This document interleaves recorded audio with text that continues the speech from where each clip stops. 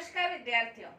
भारतीय शासन और राज्य व्यवस्था के अंतर्गत आज हम दबाव समूह के बारे में अध्ययन करेंगे। दबाव समूह क्या है, दबाव समूह की क्या परिभाषा कही जा सकती है, इसके बारे में आज हम अध्ययन करेंगे।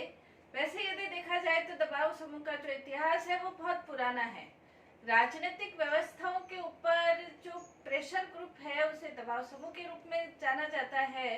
प्राचीन काल में भी राजनीतिक व्यवस्थाओं को जो प्रभावित करने के कार्य किए जाते थे धार्मिक समूहों के द्वारा, जो बड़े सामंत वर्ग है उनके द्वारा, तो ये दबाव समूह के अंतर्गत ही आते हैं। लेकिन वर्तमान समय यदि देखा जाए वर्तमान व्यवस्था के अंतर्गत, तो इसका व्यवस्थित रूप से जो अध्ययन है वो 1908 में आर्थर बेंटले की जो बुक है द प्रोसेस ऑफ गवर्नमेंट, इसके अंतर्गत व्यवस्थित रूप से इसका अध्ययन देखने को मिलता है।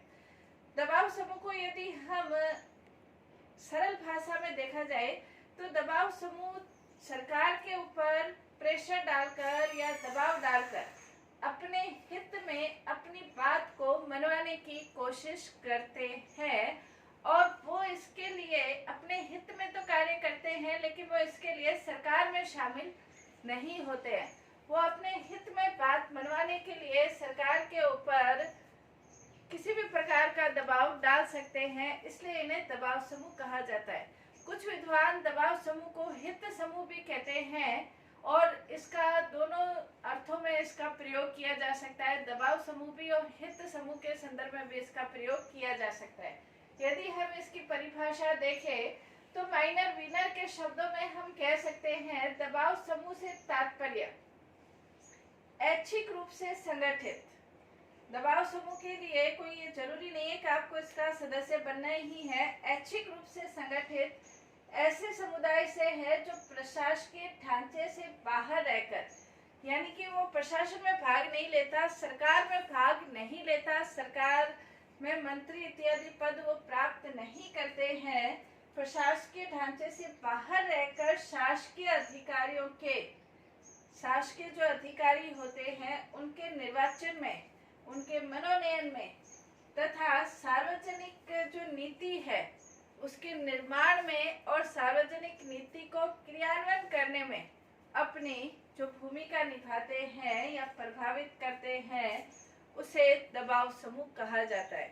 यानी कि हम कह सकते हैं जो सरकार में भाग नहीं लेते हुए सरकार को प्रभावित करते हैं वो दबाव समूह कहे जा सकते हैं। प्रेशर ग्रुप राजनीतिक दलों के साथ साथ भारतीय राजनीति के अंतर्गत प्रेशर ग्रुप का भी अध्ययन किया जाता है। इसके यदि देखें तो वर्तमान समय की जो व्यवस्थाएं हैं कि दबाव समूह का उदय क्यों हुआ, या वर्तमान समय के अंतर्गत हम कह सकते हैं इसके उदय के क्या कारण है, तो इसके अंतर्गत पहला कारण हम कह सकते हैं कि औद्योगिक जो विकास हुआ, औद्योगिक विकास के कारण विभिन्न प्रकार के जो वर्ग हैं उन वर्गों का उदय हुआ।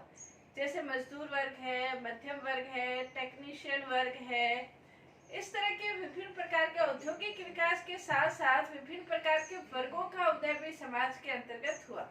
विभिन्न प्रकार के ये जो वर्ग बने हैं इन वर्गों के हितों का प्रतिनिधित्व करने के लिए इन्होंने अपने खुद के संगठन बना लिए, और ये अपने खुद के संगठन बनाकर ये सरकार के ऊपर अपने पक्ष में नीति बनाने की कोशिश करते हैं।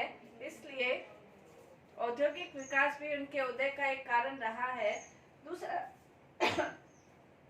दूसरा हम इसके अंतर्गत उदय कह सकते हैं कि वर्तमान समय जो राज्य के कार्यों में वृद्धि हुई है, राज्य सिर्फ राजनीतिक कार्य नहीं करता बल्कि राज्य के द्वारा सामाजिक, आर्थिक, राजनीतिक, आर्थिक, मनोरंजन से संबंधित विभिन्न प्रकार के कार्य राज्य के द्वारा किए जाते हैं। जब विभिन्न प्रकार के कार्य राज्य के द्वारा किए जाते हैं, जैसे मजदूरों का हित करना है, युवाओं के हित में कोई नीति अपनानी है, महिलाओं के हित में कोई नीति अपनानी है, या दलित वर्ग के हित में कोई नीति अपनानी है, या बेरोजगारों के हित में, किसानों के हित में नीतियां बनानी है, तो जब राज्य के द्वारा इस प्रकार के कार्य यानी कि लोक कल्याणकारी स्वरूप को राज्य ने ग्रहण कर लिया, तो लोक कल्याणकारी स्वरूप को ग्रहण करने के बाद विभिन्न प्रकार के वर्ग, संगठन, समूह उत्पन्न हुए और राज्य के कार्यों को अपने पक्ष में प्रभावित करने की कोशिश की जाने लगी। तो इस कारण से भी दबाव समूह का उदय हुआ। तीसरा हम इसके अंतर्गत कारण कह सकते हैं कि लोकतंत्र को व्यवहारिक रूप प्रदान करने के लिए भी दबाव समूह का उदय हुआ।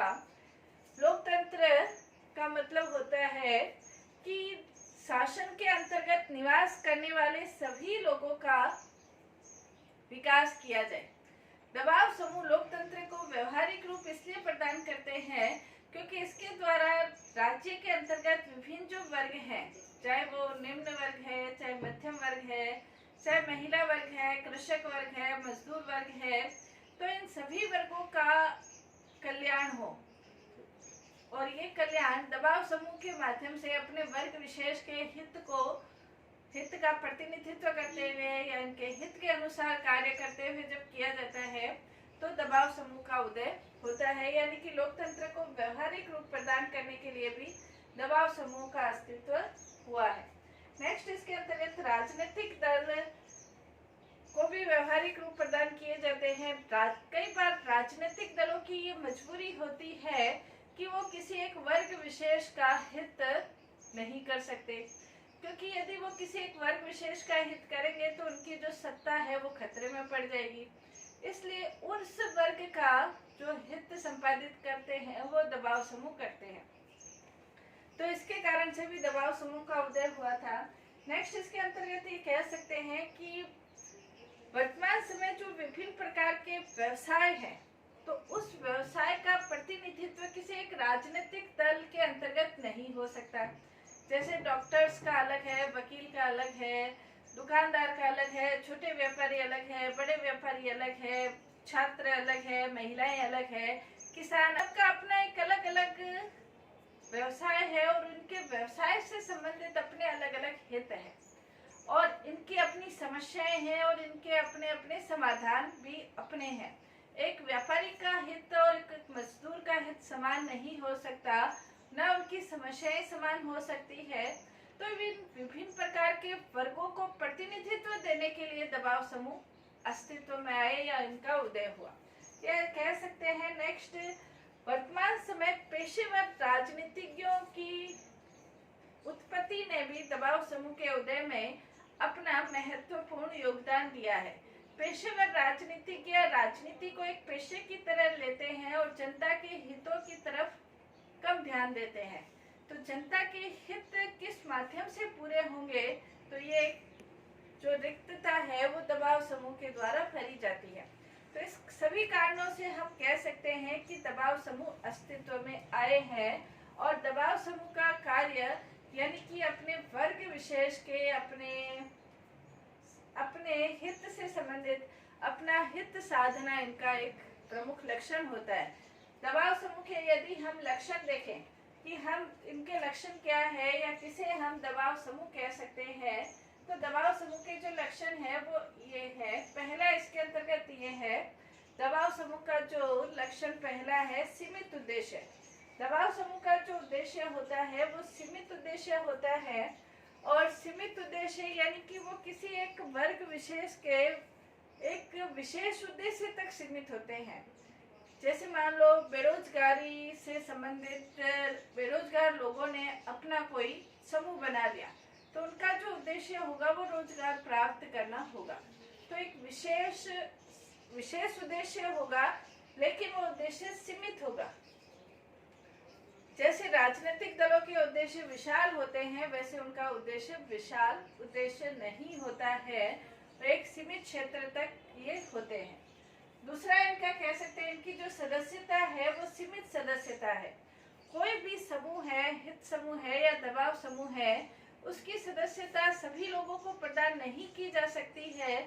क्यों नहीं की जा सकती है? क्योंकि वो एक किसी वर्ग विशेष या हित विशेष से संबंधित होते हैं और वर्ग विशेष से संबंधित होने के कारण उसकी जो सदस्यता है वो भी सीमित है। जैसे कांग्रेस से संबंधित, जैसे इंडियन कांग्रेस मजदूर संघ है, तो उसकी सदस्यता सिर्फ मजदूरों तक सीमित है। महिलाओं से संबंधित कोई संगठन है, महिला कांग्रेस है, तो उसकी सदस्यता सिर्फ महिलाओं से संबंधित है। छात्रों से संबंधित कोई समूह है तो उसकी सदस्यता सिर्फ छात्रों तक सीमित होती है, यानी कि उसकी सदस्यता दबाव समूह की उद्देश्य भी सीमित होता है, तो उसकी जो सदस्यता है वो भी सीमित होती है। किसी एक वर्ग विशेष के हितों का प्रतिनिधित्व करने के कारण उसकी सदस्यता उसी वर्ग तक ही सीमित होती है। नेक्स्ट, इसके अंतर्गत कह सकते हैं कि दबाव समूह है वो संवैधानिक और असंवैधानिक किसी भी प्रकार के साधनों का वो प्रयोग कर सकते हैं। दबाव समूह ये नहीं देखते हैं कि वो साधन किस प्रकार के हैं, क्या संवैधानिक साधन है, असंवैधानिक साधन है, किस प्रकार के साधन है, इसका वो देखते नहीं है। उनको अपने हित साधना उनका प्रमुख उद्देश्य होता है, और इसके लिए वो ये देख सकते हैं कि उनके जो साधन है उसको वो उचित है, अनुचित है, पवित्र है, अपवित्र है, संवैधानिक है, असंवैधानिक है, इस चीज की वो चिंता नहीं करते हैं। और वो सभी प्रकार के साधन, यानी कि अपने हित में नीति निर्माण करने के संबंध में वो किसी भी प्रकार के साधनों का प्रयोग कर सकते हैं। वो प्रभावित करने के लिए लालच भी दे सकते हैं, धन का प्रलोभन भी दे सकते हैं, अपने पक्ष में करने के लिए वोटों का भी लालच दे सकते हैं, यहाँ तक कि हत्या भी कर सकते हैं, डकैती भी कर सकते हैं। यानी कि वो कहने का तात्पर्य है कि वो संवैधानिक और असंवैधानिक किसी भी प्रकार के ये साधनों का प्रयोग कर सकते हैं। इनका प्रमुख उद्देश्य होता है कि उनका खुद का हित पूरा होना चाहिए, साधनों की ये कोई चिंता नहीं करते हैं। इसी प्रकार नेक्स्ट इनका लक्षण हम कह सकते हैं, शासन एवं विधानमंडल के ये बाहर रहते हैं। शासन सत्ता को हासिल करना इनका उद्देश्य नहीं होता है। इनका उद्देश्य शासन की नीति को अपने पक्ष में करना होता है, और शासन की नीति को पक्ष में करने के लिए ये किसी भी प्रकार के संवैधानिक, असंवैधानिक किसी भी प्रकार के साधनों का प्रयोग करके ये शासन की नीति को प्रभावित करते हैं। शासन में पद प्राप्त करना इनका उद्देश्य नहीं होता, शासन सत्ता प्राप्त करना इनका उद्देश्य नहीं होता। और जब दबाव समूह सत्ता प्राप्त करने की कोशिश करते हैं तो उन्हें दबाव समूह नहीं, फिर उन्हें राजनीतिक दल कहा जा सकता है। तो ये शासन सत्ता के या विधानमंडल के बाहर रहकर अपना कार्य करते हैं। नेक्स्ट, इसके अंतर्गत संगठित और असंगठित। दबाव समूह संगठित भी हो सकते हैं, असंगठित भी हो सकते हैं, औपचारिक भी हो सकते हैं, अनौपचारिक भी हो सकते हैं। इसीलिए फाइनर इन्हें अज्ञात साम्राज्य की संज्ञा देते हैं। कई बार ये बिल्कुल भी पता नहीं चलता है कि अमुख जो शासन की नीति है वो किस कारण से प्रभावित होकर बनाई गई है, क्योंकि कई बार असंगठित रूप से ये जो दबाव समूह होते हैं ये प्रशासकों के ऊपर, सांसदों के ऊपर, विधायकों के ऊपर अपना दबाव बनाकर इस प्रकार की नीति अपने पक्ष में कर लेते हैं कि इनका पता लगाना बहुत मुश्किल हो जाता है कि किस प्रकार से प्रभावित होकर ये नीति बनी है। इसीलिए फाइनर इन्हें अज्ञात साम्राज्य कहते हैं। जो संगठित दबाव समूह होते हैं उनका ये पता रहता है कि ये दबाव समूह है। असंगठित है, उनका बिल्कुल भी पता नहीं लगाया जा सकता। इसलिए संगठित भी हो सकते हैं, असंगठित भी हो सकते हैं, अर्ध संगठित भी हो सकते हैं, औपचारिक भी हो सकते हैं, अनौपचारिक के अंतर्गत दबाव समूह लोकतांत्रिक शासन प्रणाली में फलीभूत अधिक होते हैं, क्योंकि लोकतंत्र के अंतर्गत संपूर्ण जनता का विकास करना है, और संपूर्ण जनता के अंतर्गत संपूर्ण वर्ग, विभिन्न प्रकार के जो वर्ग है, विभिन्न प्रकार के जो हित है, विभिन्न प्रकार के जो समूह है वो सभी आते हैं। तो लोकतंत्र के अंतर्गत इनके फलीभूत होने के अधिक चांस रहते हैं। नेक्स्ट, इसके अंतर्गत दबाव समूह का सबसे प्रमुख लक्षण यही होता है कि ये अपने सदस्यों के हितों की पूर्ति में ही संलग्न रहते हैं। अपने सदस्यों के हितों, जैसे मजदूर है तो मजदूर वर्ग के हितों की पूर्ति करेगा, जो छात्र संघ है तो छात्रों के हितों की पूर्ति करेंगे, महिलाओं के संघ है तो महिलाओं से संबंधित हितों की पूर्ति करेंगे, किसान है तो किसानों से संबंधित अपने हितों की पूर्ति करेंगे। यानी कि सामान्य हितों, अपने वर्ग से हितों की पूर्ति में संलग्न रहना ही इनका प्रमुख लक्षण है। तो आज हमने जो दबाव समूह के लक्षण पढ़े, नेक्स्ट क्लास में दबाव समूह के बारे में और अध्ययन करेंगे। धन्यवाद।